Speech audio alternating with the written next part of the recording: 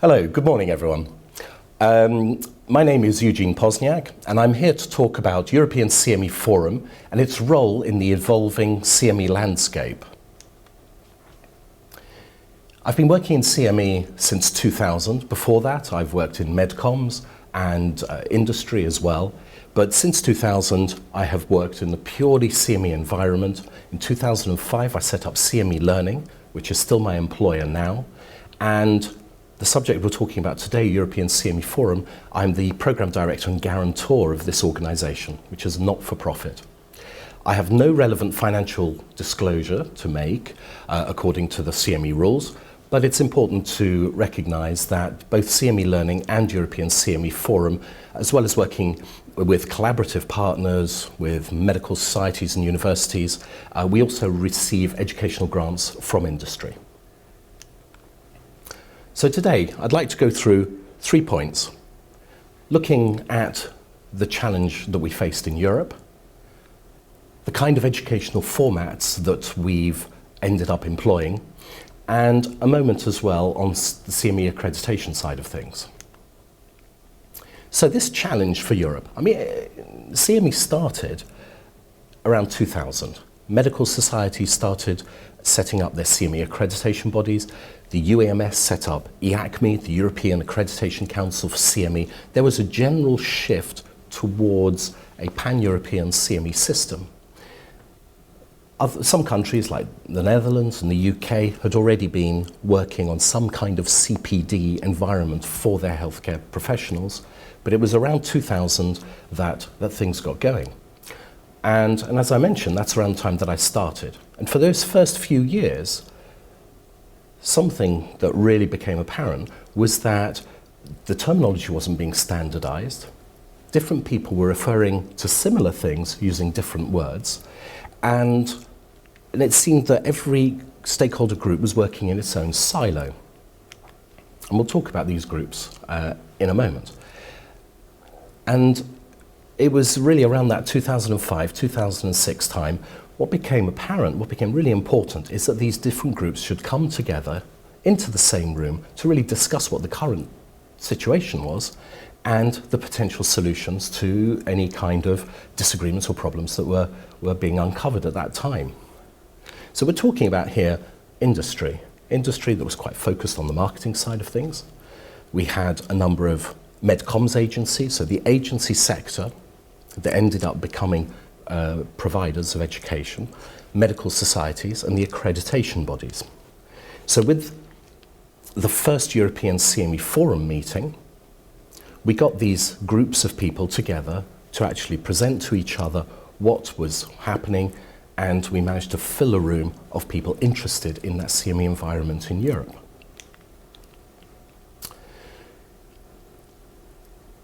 It was meant to be just a one-off meeting. Peter Llewellyn and I sat down, worked through the details.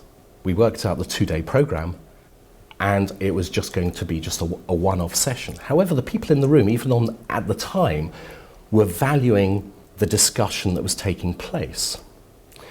And it was seen as an independent setting, and this is the feedback that we've had all the way through. It's this independent setting for the different groups to come together to actually discuss CME matters without it being pushing the agenda of one group or the other. And what became also important was that it wasn't just a case of these 4 groups working in silos, but within each group there was also an intra-group variability. Not all the accreditation bodies were agreeing on the same standards. Not all drug companies and industry in general agreed how to fund CME. There was a whole host of different types of providers and agencies involved. And the medical societies all approached education in a different way as well. So this was another challenge that we ended up looking at over the intervening years. The next few slides, I'm just going to call the next few years. I'm not going to go through annually how things developed. But one of the silos that we talked about was the group of providers. And we found that providers were interacting with drug companies all in slightly different ways. They approached the design of medical education in different ways. But the challenge that this group faced was that there was a blurring of the lines between pure promotion, product promotion, and independent education, or unbiased education. And a group of providers got together and agreed to set up the Good CME Practice Group. We've got the links to all these groups on the slides as we go along. And before the third European CME Forum, this group met for the first time to actually start discussing, defining what the problems were and how the actual organisations could work according to common standards. From this came the idea of the Day Zero meetings. When we were planning the European CME Forum as a two-day meeting, it was called Day 1, Day 2, but we also had the room space there. So during Day Zero, the day before the main European CME Forum started, we had the rooms available for the different groups to meet to discuss their own challenges. And this is how the Day Zero terminology came about for these meetings. So first off, we had the providers meeting. Then over the years, industry started to meet at this time. And we saw the formation of the International Pharmaceutical Alliance for CME. There's an organization in the States, the United States, now called IACE, and then this is an international version of that group, where members from industry who have a responsibility for CME can get together in a compliant way to discuss the common challenges they faced and how to interact with CME, how it should be funded, what are the standards they should expect, what's appropriate. The medical societies and associations also have taken the opportunity to meet in the Day Zero environment to start sharing ideas and common practices as to how they are creating education and presenting it to their membership. And the accreditors as well. I've mentioned here the International Academy for CPD Accreditation. This is an international group of accreditation bodies, literally from across the globe, and they have met during European CME Forum meetings to discuss the common challenges of accreditation bodies. But over the years, we've always had the delegates who come from accreditation bodies meeting for this Day Zero activity. And what's great with this is that the participants in those meetings are also feeding into the main European CME Forum itself. So many of them are also on the faculty of the main meeting, and with the delegates, it's a great meeting place for all these groups.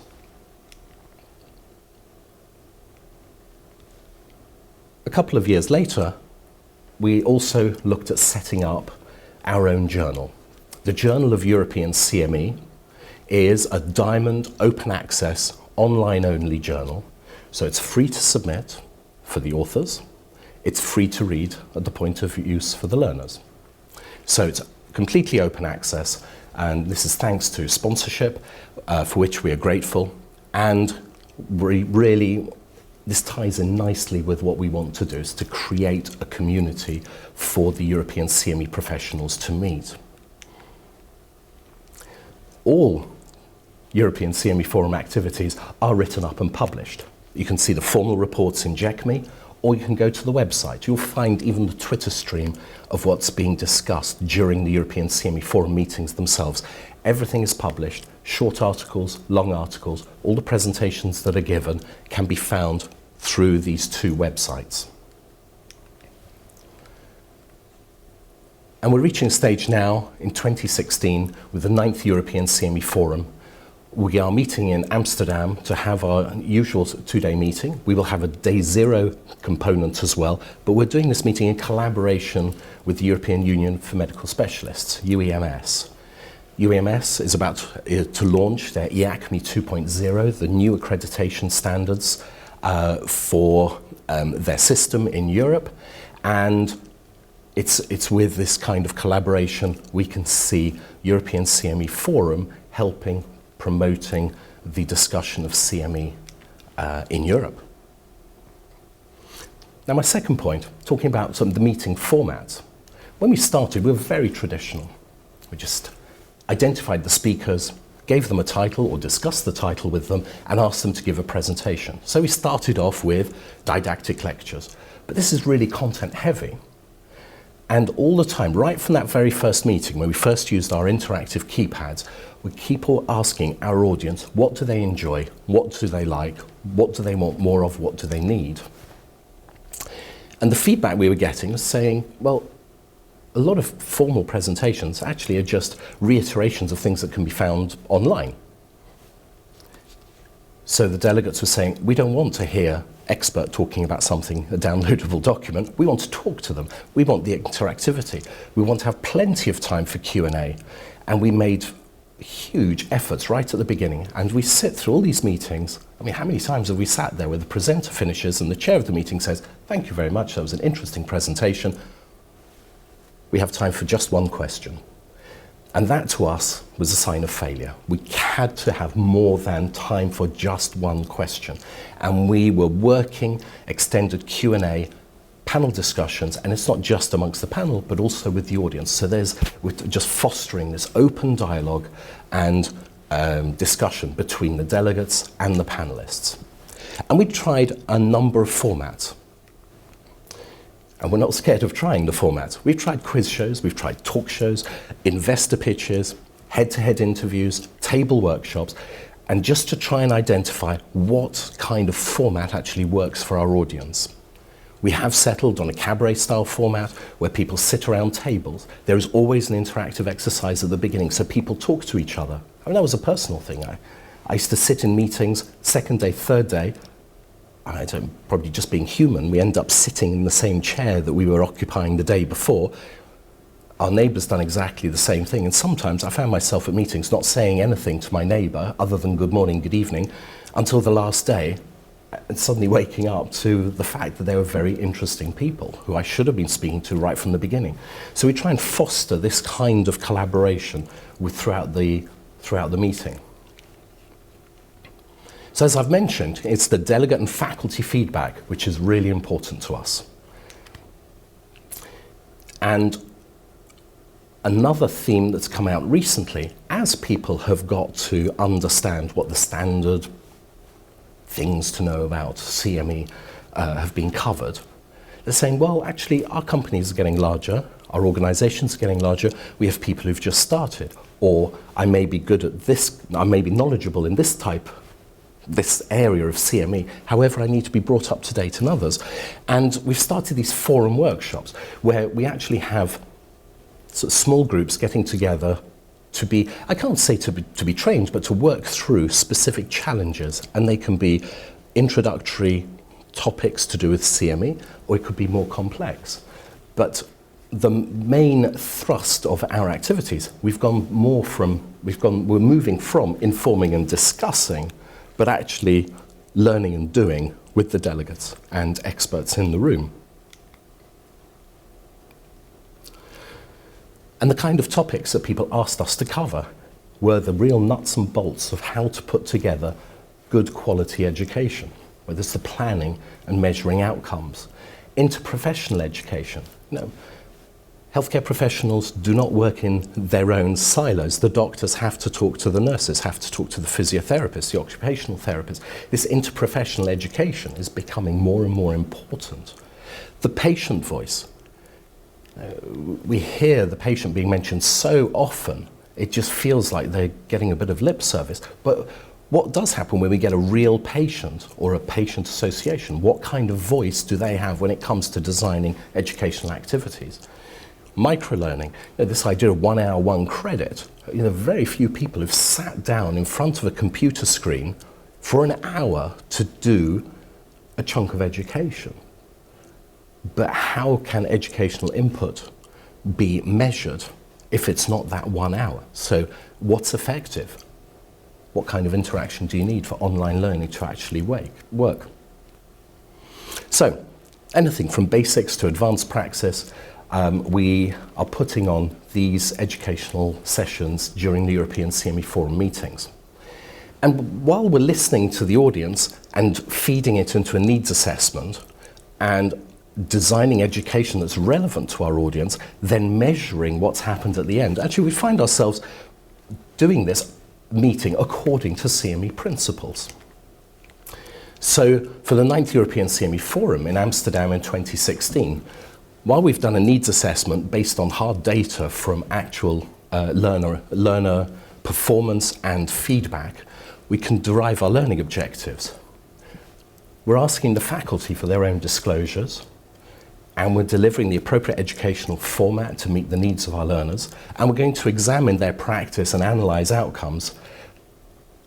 We've really come to the decision, and 9ECF will be our first CME accredited meeting.